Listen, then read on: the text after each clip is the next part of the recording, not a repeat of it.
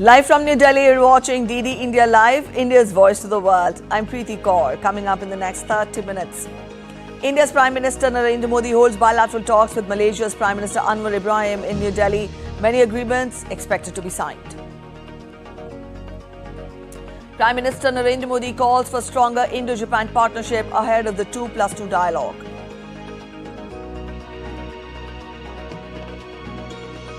President Biden bids farewell, says gave you best, my America, passes the torch to Kamala Harris.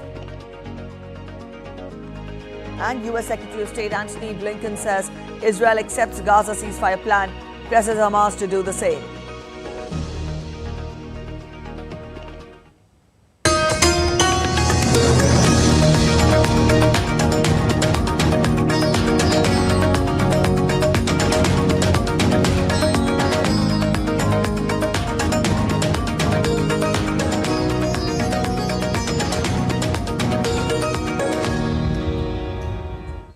India's Prime Minister Narendra Modi met his Malaysian counterpart Datuk Seri Anwar Ibrahim at Hyderabad House. Both the leaders are holding bilateral meeting to discuss further engagement across various domains of partnership and explore new areas of collaboration. Post the meeting, India and Malaysia are expected to sign several memoranda of understanding. Later, Malaysian Prime Minister will also meet India's President Draupadi Murmu. And Malaysia's Prime Minister Anwar Ibrahim was accorded a ceremonial welcome at Rashtrapati Bhavan today. This is the first visit of Prime Minister Ibrahim to India as Prime Minister of Malaysia. The visit will give a boost to India-Malaysia enhanced strategic partnership. Malaysia is a key pillar to India's Act East policy and a valued partner in the region. Prime Minister Anwar Ibrahim arrived in India on Monday for a 3-day state visit.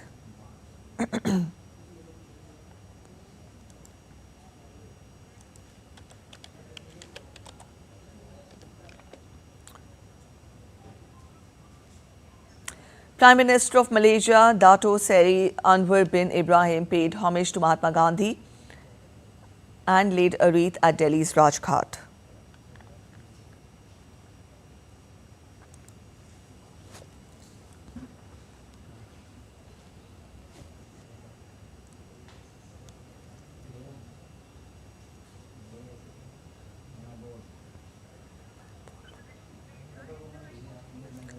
This is the first visit of Malaysian Prime Minister to India.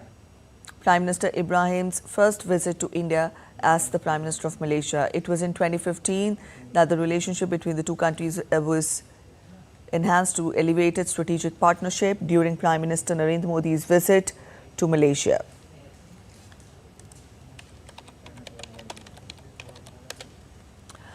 India's Ministry of External Affairs announced that Prime Minister Narendra Modi will be in Ukraine for an official visit on 23rd of August. The MEA termed the visit as a landmark one. Prime Minister Shri Narendra Modi will undertake an official visit to Ukraine later this week on Friday, 23rd August, at the invitation of President of Ukraine, His Excellency Volodymyr Zelensky. This also is a landmark and historic visit, since this will be the first time that an Indian Prime Minister will be visiting Ukraine in more than 30 years since the diplomatic relations were established between our countries. This landmark visit, of course, takes place against the backdrop of the ongoing conflict in Ukraine, which will also form part of discussions. As you are aware, India has consistently advocated for diplomacy and dialogue to reach a negotiated settlement. Further, in the press briefing, India's Ministry of External Affairs said that Prime Minister Narendra Modi will visit Poland on 21st and 22nd of August on the invitation of Prime Minister Donald Tusk. Prime Minister Shri Narendra Modi will be undertaking an official visit to Poland this week on 21st and 22nd August at the invitation of Prime Minister His Excellency Donald Tusk. This is a landmark visit as Prime Minister of India is visiting Poland after 45 years. The visit takes place as we also mark the 70th anniversary of the establishment of our diplomatic relations between India and Poland. The MEA also said that Prime Minister will be accorded a ceremonial welcome and will hold bilateral talks with his Polish counterpart.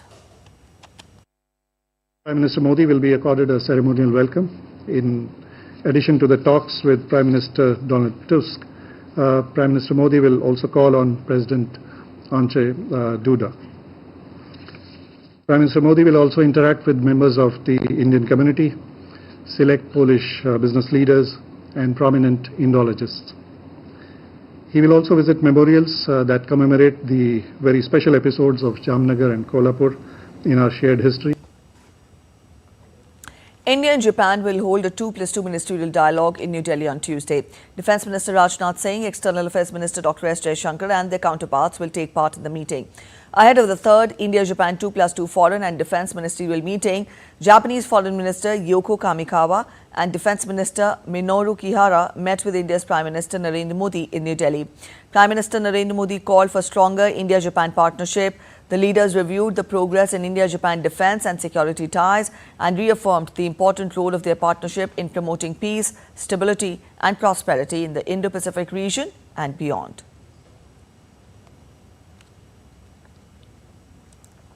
US Secretary of State Antony Blinken is continuing his tour of the West Asia, trying to get a ceasefire and hostage deal into play, one that's being seen as a last-ditch attempt after months of failed negotiations. America's top diplomat has said that Israel has accepted its bridging proposal after holding high-level meetings in Israel on Monday. Blinken has called on Hamas to do the same. Meanwhile, truce talks are set to continue in Cairo this week.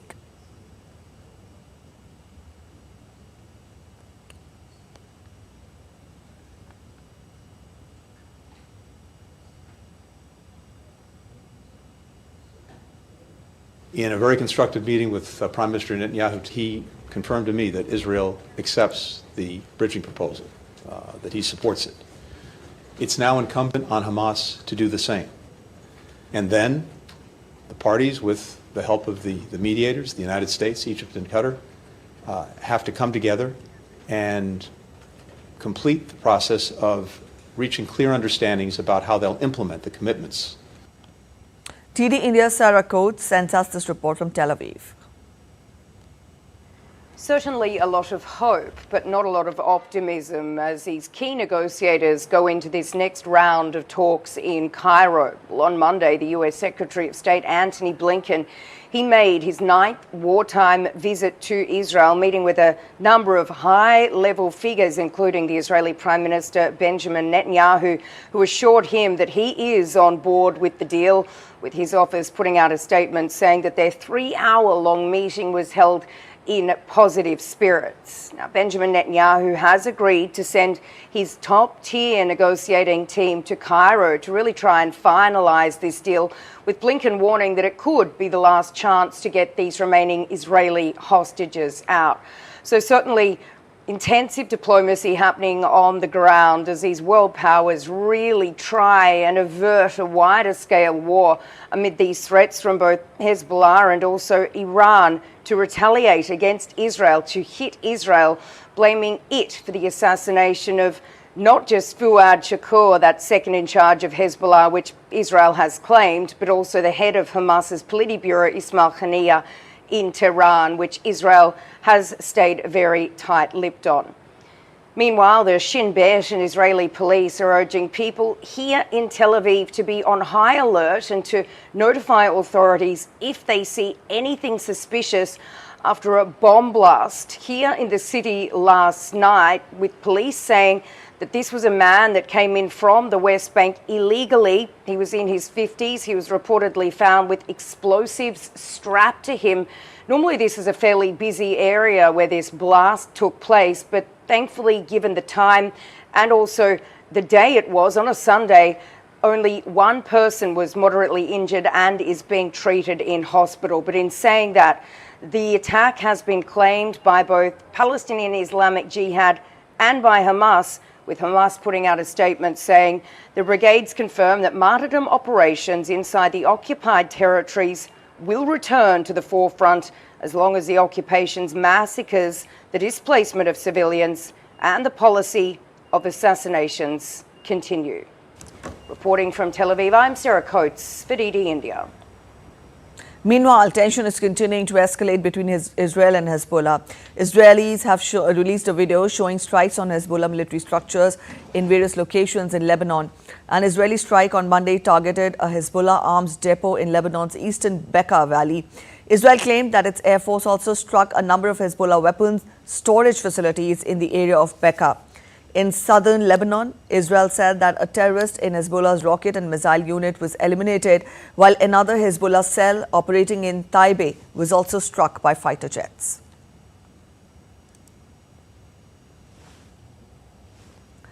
US President Joe Biden made his hour-long farewell speech at the National Democratic Convention amid the standing ovation by his party colleagues and chanting of slogans from people who had gathered from all corners of the country. He had tears in his eyes but was quite composed in his deliberation. He attacked the Republican candidate Donald Trump for inciting violence and not doing enough.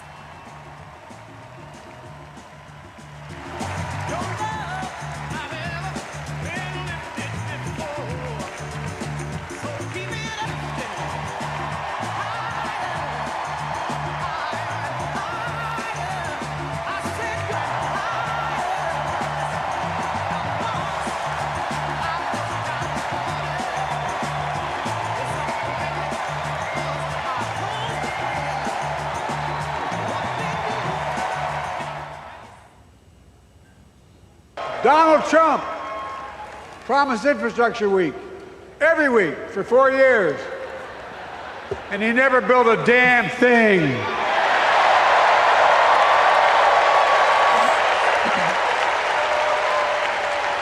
But now, because of Kamala I've done, remember we were told we couldn't get it done. Remember when we came into office, we couldn't get anything passed? But right now, we're giving America an infrastructure decade, not week. US President Joe Biden said that Trump never built a damn thing, but just demonized the immigrants. Selecting Kamala was the very first decision I made when I became our nominee. And it was the best decision I made my whole career.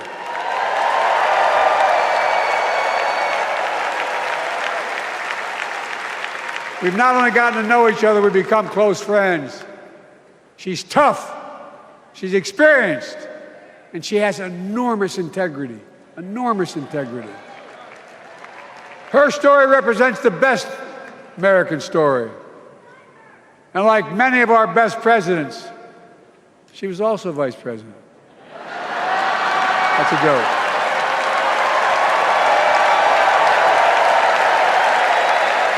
But she'll be a president our children can look up to.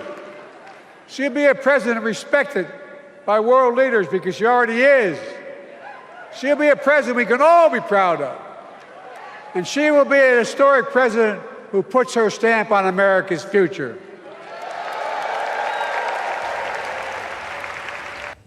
The first day of the Democratic National Convention featured a surprise appearance by Vice President Kamala Harris. In her brief remarks, she thanked President Joe Biden for his historic leadership and lifetime of service to the nation.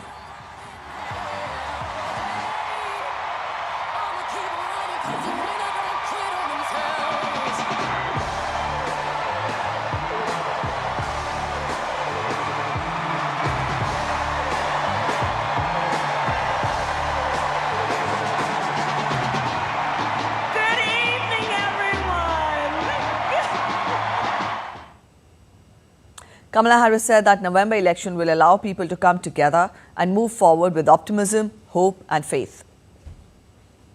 This November, we will come together and declare with one voice, as one people, we are moving forward. With optimism, hope and faith, so guided by our love of country, knowing we all have so much more in common than what separates us. Let us fight for the ideals we hold dear, and let us always remember, when we fight, we win. Ashley Biden, the daughter of U.S. President Joe Biden, lauded her father's enduring commitment to women's empowerment throughout his political career in a heartfelt speech delivered at the Democratic National Convention in Chicago on Monday.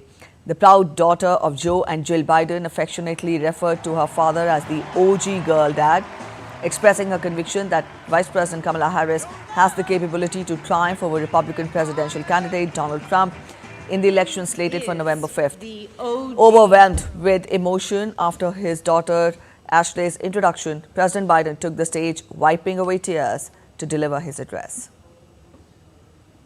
As a child, I would sit on the leather chair in his office doing my homework, and he would sit next to me doing his work, drafting the Violence Against Women Act.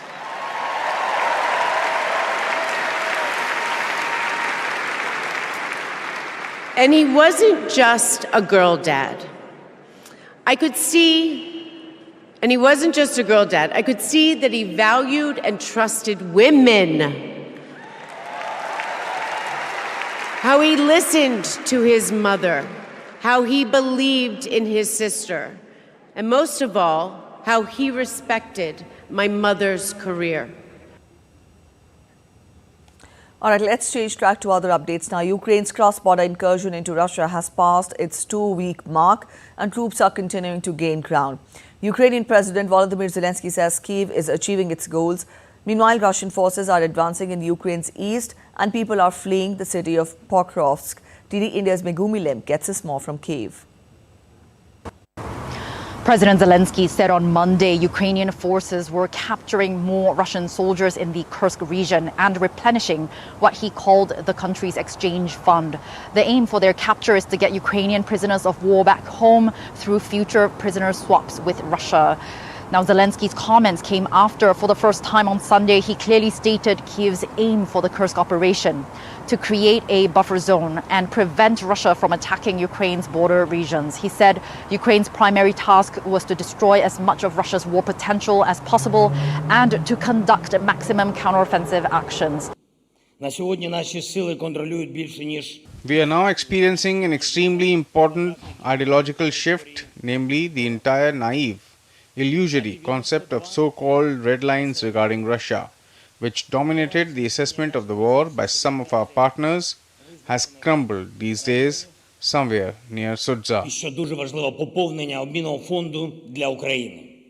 On Monday, Russia claimed Ukrainian forces had struck a third bridge over the same river in the Kursk region. 2 other bridges were destroyed last week over the same river, according to Russia and the Ukrainian Air Force. Ukraine says the attacks on these bridges will hamper Russia's ability to supply troops fighting against the incursion. But Russian military bloggers say the impact will not be significant because Russian troops have built pontoon bridges to use as supply lines. Now, according to Deep State and open source analytics group, Ukrainian troops captured 2 more settlements in the Kursk region on Sunday, adding to the more than 80 settlements currently under Ukrainian control. Meanwhile, Russian forces are advancing in Ukraine's eastern front. They are getting closer to the city of Pokrovsk, a key logistics hub for the Ukrainian army. Now, the administration there said residents had 1 to 2 weeks to evacuate as Russian forces close in. And currently about 53,000 people remain there, including 4,000 children. Megumi Lim in Kyiv reporting for DD India. Russian Navy's Commander-in-Chief Moiseev visits India to explore new avenues for naval cooperation between the two nations. Admiral Moiseev called on Admiral Dinesh K. Tripathi, the Chief of the Naval Staff of the Indian Navy. They held discussions on collaborative mechanisms and measures to further strengthen Navy-to-Navy cooperation. The visit is a testimony to the long-standing relationship between the navies of Russia and India.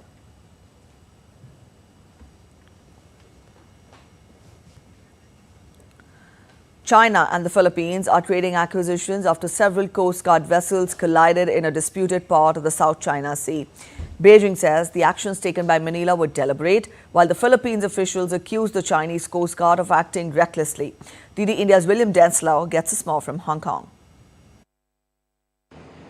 The incident occurred around 3:30 on Monday morning, and what has transpired since, very much a war of words between Beijing and Manila. On Monday, we heard from Chinese Coast Guard officials saying that the Philippines' actions that led to these collisions between the Coast Guard ships as deliberate, saying that Manila had ignored warnings from China's Coast Guard.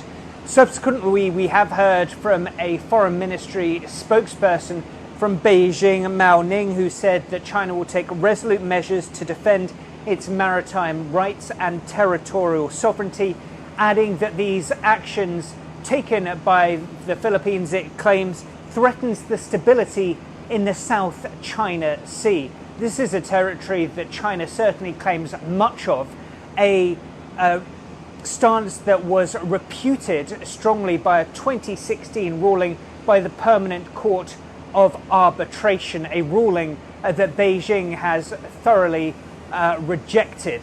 Now, we have heard from the Philippines as well, who it is reported was seeking to resupply one of its vessels that it intentionally grounded in the second Thomas Shoal. Now, according to the Philippines, they say 2 of its Coast Guard vessels were damaged in this incident on Monday, saying that China was involved in unlawful and aggressive maneuvers. This is a point very much reiterated by the US State Department, commenting on this incident, with the US State Department saying that China had engaged in dangerous actions and reckless maneuvers. William Denslow in Hong Kong reporting for DD India.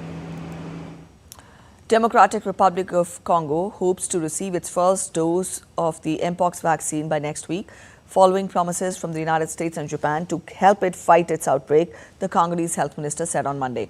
The World Health Organization last week declared Mpox a global public health emergency for the second time in 2 years as a new variant of the disease spreads rapidly in Africa.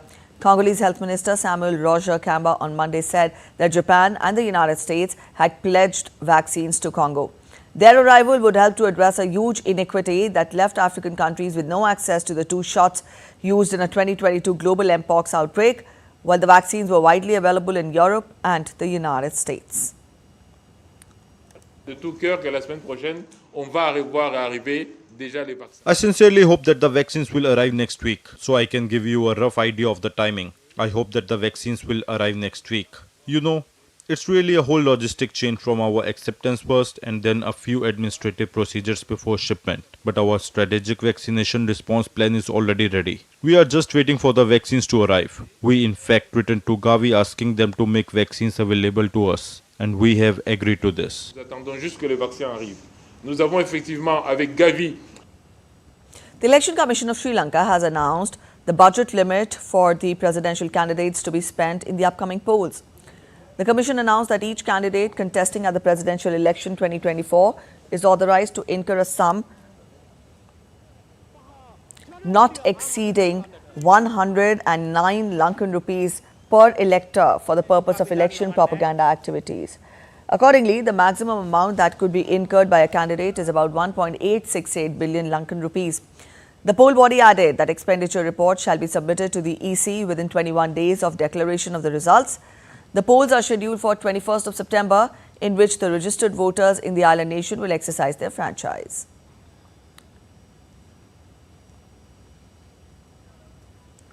On to sports now. Aryna Sabalenka has won the Cincinnati Open title by overpowering Jessica Pegula in the final. This is her first title win since January's Australian Open and 15th title of her career.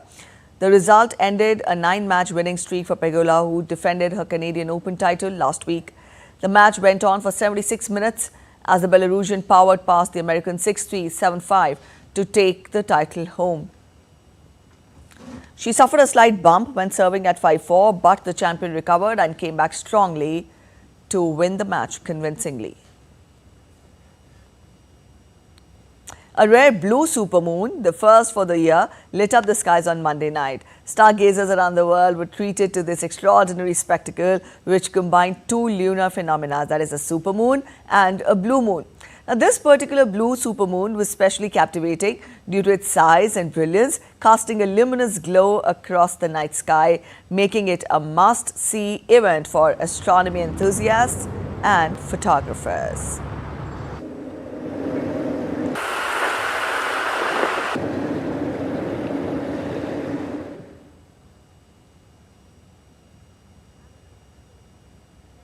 right, that's it in this edition of DD India Live.